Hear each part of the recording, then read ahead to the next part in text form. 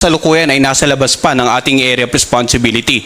So sa latest satellite image, makikita po natin na yung bagyong si Pungwong or tatawagin nating Uwan kapag sa mga oras na ito inaasa natin sa pagpasok sa PAR ay nasa labas pa rin po at napakalayo pa, wala pang direktang epekto sa anumang bahagi ng ating bansa.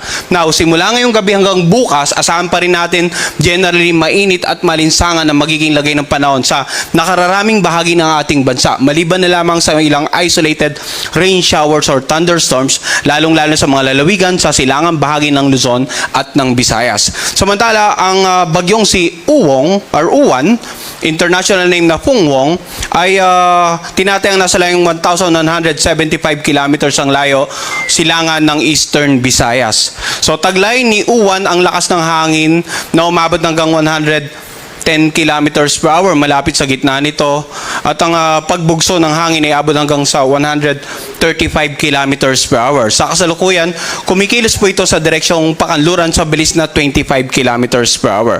So gaya nga ng binanggit natin, wala pang direktang epekto sa anumang bahagi ng ating bansa ang severe tropical storm na si Uwan.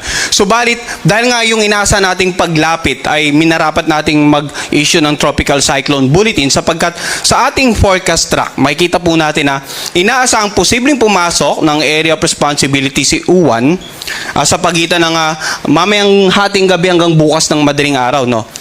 At bukas naman ng madaling araw, tinatayang nasa layong 910 kilometers silangan na ito ng Eastern Visayas.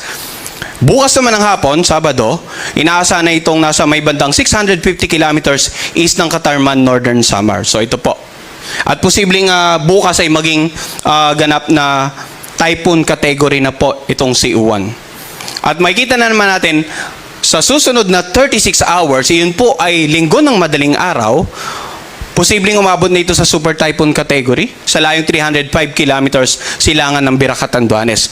Ngayon, gaya nga ng binanggit ko, malayo pa, nagbigay na tayo ng babala sapagkat pagdating ng 36 hours, posible na pong maramdaman ang epekto nito sa ilang bahagi ng Luzon at ng Visayas. At makikita nga natin sa darating na linggo ng hapon ay halos malapit na ito dito sa silangang bahagi ng Central Luzon, Central and Southern Luzon. At posibleng sa pagitan ng linggo ng gabi hanggang Lunes ng madaling araw ay tumama ito dito sa Isabela, Aurora area. At sa darating naman na Lunes ng hapon, nakalagpas na ng landmass ng ating bansa. And then sa darating naman na Martes ng hapon or Miyerkules ng hapon ay nandito na siya sa may bandang 200